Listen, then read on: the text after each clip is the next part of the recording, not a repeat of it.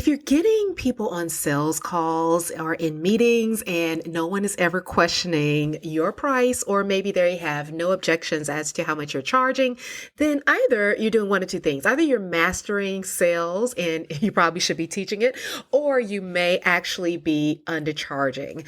And so in this episode, what we're going to dive into is this whole idea of undercharging, what it means for our business, how it can be keeping us from generating the revenue and the profits and the profitability in our businesses that we would like, and why we as women in consulting tend to suffer with this the most. There's a misconception that we don't exist, that somehow our ability to excel at the highest level of our industry is limited, that overcoming barriers as a woman of color would be insurmountable. But what would happen if we decided to venture out on our own despite everything we're up against? I'll tell you. Welcome to the Black Girls Consult 2 podcast. I'm your host, Dr. Angelina Davis, a healthcare consultant, consulting coach, high performance fanatic, wife, and proud girl mom. I help transform female professionals into thriving solo consultants. And just like you, I'm wearing all the hats and doing all the things. So this podcast is to empower the busy female professional to move past fear to start and grow a successful consulting business, despite the obstacles you may encounter. We'll dive deep into consulting practice, business strategy, mindset, and more. So grab your cup of coffee or tea if that's your thing, and let's get started.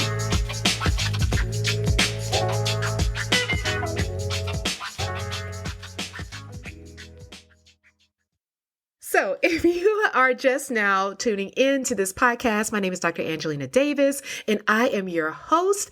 I am a healthcare consultant, been in the field for over 7 years now. I am also the founder of Excel at Consulting, and in that particular role, I am able to help others build and grow thriving consulting practices. So if you are tuning in for the first time, welcome, welcome, welcome. And if this is completely your weekly thing, then thank you for tuning back in again.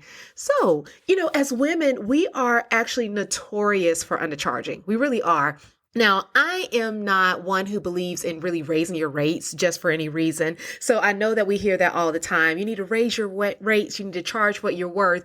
And, from my standpoint, really that is more so of a trend or a cute saying, but it's not really what we should be acting on. You definitely have to be able to deliver a clear return on investment for the services that you provide and that you offer.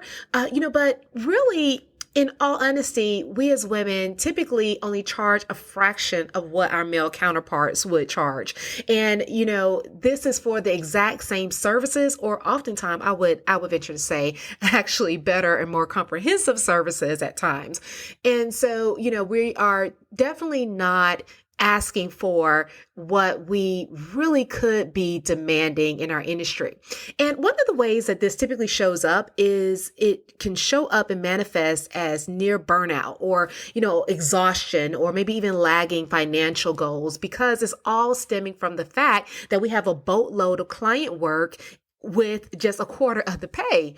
Now, I'm not going to let you blame your clients, just like I'm not going to blame mine, because we are responsible for the clients that we attract. And in all honesty, it's not their fault that we are unable to really ask for what we should be asking for the services that we provide.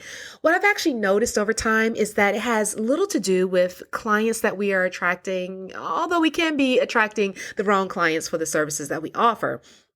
It definitely has little to do with how valuable our services actually are, because typically they are far more valuable than we are, charging and that we are being compensated for. What I've actually realized is that most people suffer from limiting beliefs. And these limiting beliefs can keep you really stuck at this lower price point. And we have the ability to charge more, but because we, for a number of reasons, can't really grasp this whole concept of our value and our worth, then it leads us to not ask for really the pricing that we should. So that's why I wanted us to dive deeper into that today, because I think that there's a lot that we can gain from this conversation that will help us raise our prices and actually make a little bit more money. So now, if you are starting out in your business and you're thinking about what you should charge and how you should price your services, this can be very, a very stressful time because you don't necessarily know what others are charging. You don't know what your services are worth. You don't know how you should be marketing yourself and kind of positioning yourself in the market with regards to pricing. And because of that, we sometimes fall into the trap of really beginning to create prerequisites for ourselves. And these are prerequisites that really we've created that no one even expects to exist. So this is one of the first limiting beliefs or roadblocks that we have. It often happens because in our minds, we've determined that certain individuals in our industry who've been practicing for a long time, or maybe are those who are respected role models in our industry, that somehow they have risen to the point where they can ask for a certain amount for the services that they are going to offer, or maybe they deserve to be paid more because they've been in the industry for a long period of time. And so in our minds, we've created this kind of like checklist and hierarchy as to how we need to move through the industry in order to get to the point where we can pretty much charge a certain rate. Meanwhile, the thing is, our audience has absolutely no clue what this hierarchy is. Our audience doesn't know that there is this preconceived notion in our minds as to what we should be charging, right? And so we are holding ourselves to this false criteria, this criteria that we've created falsely, so that we can somehow make ourselves feel as if we are moving to a certain level within our industry based upon previous standards. And that is it's just not true. It doesn't exist. There is no real hierarchy. There is no ladder that we have to climb in our own businesses. That's something that we're carrying over from our corporate, jobs and the corporate mindset, thinking that there has to be a hierarchy. We need to move up this pay scale in order to get to the point where we can charge a certain amount. And so because we're still carrying this whole mindset over into our businesses, that's keeping us from really charging what we could be charging for the amount of value that we're providing. So, the one thing that we have to do is stop creating these extra hurdles for ourselves, right? We can't sit and create obstacles that aren't there, especially because that's going to keep us from really generating the type of income and revenue that we need to make our businesses profitable so that they can last over time. It's not necessarily about just making money, although that is a benefit of the work that we do. It really is about having money so that we can run our businesses so that we can stay in this industry and really make a greater impact over time. That takes money. It takes money in order to do that. And so, when we're creating this hierarchy, when we're creating these, I would say, false ladders that we have to climb, then we're making it more difficult for us to generate the revenue that we need in order to be profitable. So one of the first things that we need to change, one of the first limited beliefs we need to, kind of erase and crush and push aside is this whole thought that there are prerequisites to us being able to charge a certain amount for our services. We don't have to do that. There's no ladder you no longer have to climb.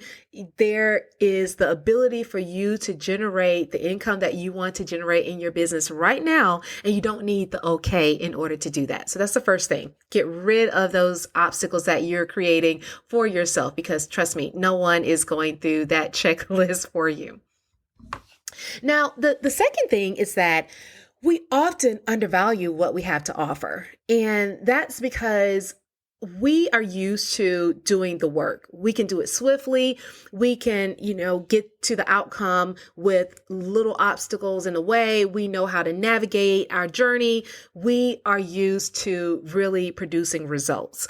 And because we're used to doing that, because that comes more natural to us based on our years of, education or, job skills, experience, expertise, then we think that others can do the same, but that's not true. So whatever you're bringing to the table with regards to, the advice, the knowledge, the insight that you're providing to the clients that you're serving, that is something that would take them an extended period of time to try and replicate if they could ever do it.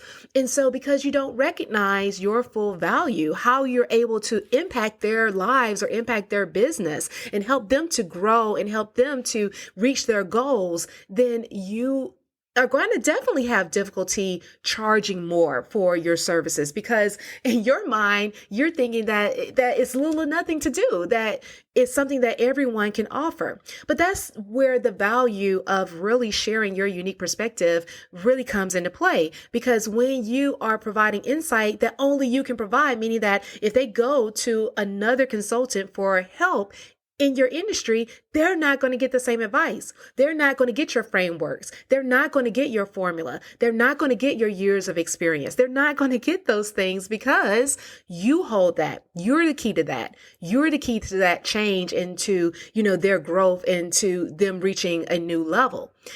So when you recognize the value that you bring to the table and what you're able to help your clients achieve, then it's much easier for you to then sit down and say that you need to charge more appropriately based upon what you are able to generate as a return on their investment.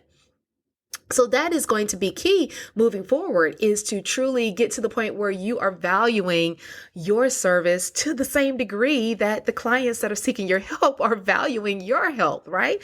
They're coming to you for advice because they know that you're an expert. They're coming to you because they see the work that you're doing. They're coming to you because they know the results that you provided for other people in their industry or other people in their field.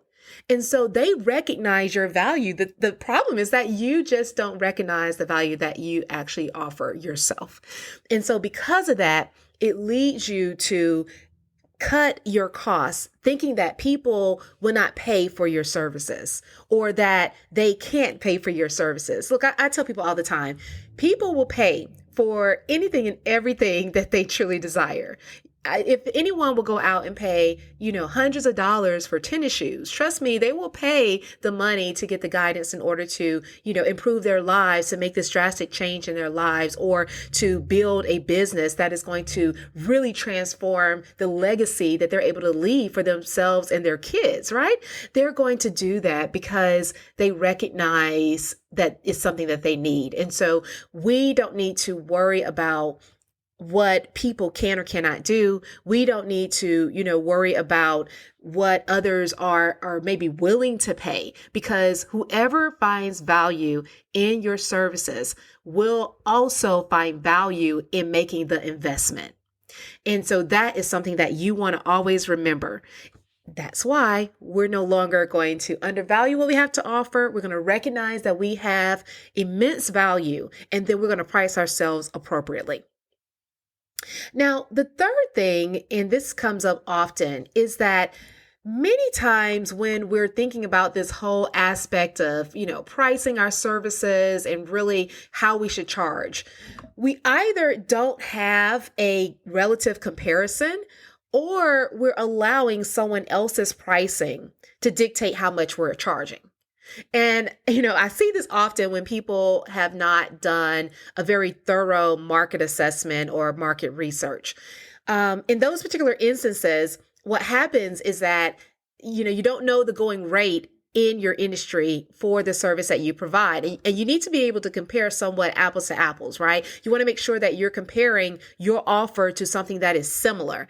And when you do that and you have an idea as to what kind of like the market value is for that service, then that's how you can determine whether or not you need to elevate your service to offer more so that you can provide more value, or you need to make the price adjustment. So when we have this understanding of what is happening in our industry and what people are charging, that can be helpful in us determining what we want our rates to be. Now, the problem that we run into after that point, even if you've done the market research, is that sometimes we do the research and then we decide to price ourselves based upon what someone else is charging. Do not do that. Do not do that, because in reality, a lot of others are also undercharging. And so if you base your pricing on someone else who's undercharging, then guess what? You both are out there undercharging for your services. And this is often very common because, like I said, many times we as women, we will often undercharge for the services that we provide. And so if you're looking at another woman and consultant, another female in your industry, and engaging your price based upon, her services, because just naturally, that's probably who you're more commonly networking with in most cases, not always, because we definitely want to be very diverse in our networking circles. But if you are gauging that pricing and you decide to, match that, just know that you may be matching a price that is not anywhere near what you should be asking for. So what I always recommend is that, yes, do your market research, get that information so you can gauge what the feel is in your industry for, what people are charging and what your clients are willing to pay or used to paying. But always know that there are individuals that will pay for a luxury service. There's a reason why, there are brands like, Prada, or there are Teslas on the road, because people are willing to pay for luxury. They're willing to pay for being part of a community, having belonging or having a mission. They're willing to pay for other elements of value. And so you can't use someone else's pricing to dictate yours, but you can use your market to begin to gauge where you want to position your services with regards to your price. So now that we've talked about some of the hangups that we have and that we've often allowed to keep us, in this stagnant place with regards to generating more revenue and building our financial stability in our business or for our businesses, then I want to talk really briefly about how we can begin to think about pricing and how we price our services a little bit differently. So, we talked about how oftentimes we are creating hurdles for ourselves because we're developing a hierarchy for our pricing based upon how long we've been in practice, or maybe how recognized we are in the industry. One of the first things I want to recommend is that you decide for yourself how you want to be perceived. And so if you want to be perceived as an elite consultant in your industry, and you have the knowledge and the experience to be able to really back that, to support that, and to offer results and outcomes that in essence would correlate with you being an elite consultant in your industry, then do that. You don't have to sit back and wait to be out here practicing for 10, 20 years before you decide to, elevate your business and your practice. If that is the type of service you want to offer, decide that that's what you want to offer. And then you want to work on building your expert brand and your platform to be able to really sell that to the clients that you serve. Now, the second thing is that if you are undervaluing your offer and not really understanding the value that you provide, then I want you to step back and really make a list of everything that you're able to offer your clients. I want you to think about things such as, whether or not you're able to save them a lot of time. Are you getting them to their goal or to their end result faster? Are you helping them make more money? Are you cutting costs so they're able to save money? Are you giving them a sense of belonging? Are you providing something that's innovative and new so they can stand out in their industry? Are you able to allow them to be empowered and to do more in their business because they have more clarity and a proper mindset? Understand your value. Understand the value of what you have to offer. And when you actually sit down and write all these things out and you compare that with elements of your process or your framework, then you know that you have something to stand on. You can speak to the value that you're offering your clients and you can price for that. So I want you to do kind of an assessment of your offer and think about what are the elements of value that you're providing? What are those things that you're providing to your client that you can speak to, that you can prove, and that you can show based upon the results that other clients have had and the results you may have had for yourself. So that is another way for you to really gauge the totality of the value that you're offering. Make that list, comb through that list, really think through how you are really offering more value to the clients you serve, and then begin to price appropriately for that value. And, the last thing that we talked about is this whole relative comparison. So what I like to say is that based upon that perception that you want to create, right? Whether or not you want to be an elite consultant, whether or not you want to be someone who's more affordable in your market so that you are able to help those who may not have access to larger consulting firms or other entities. However you want to position yourself, however you want to be perceived, once you've determined that, then I want you to do your market research and have a general comparison of others that align with that type of brand. Once you find that alignment, then I want you to consider, do you want to fall on the higher end of that or on the lower end? These are things that you want to begin to determine for yourself. Don't allow somebody else to determine it for you. And also don't allow fear to determine it for you. So I don't want you to be afraid of charging more. If you want to be the go-to person that is providing the luxury experience and top line experience in your industry, and you want to charge for that, do it. There's no reason why you should not be able to do it. The only thing that you have to make sure of is that you can speak to that in the return on investment that you're providing. And what I always like to tell clients is that a good gauge of this is looking at what someone is going to get as a outcome, as a return for their investment in your services, and try to 10 times that, 10x that. Try to 10x that.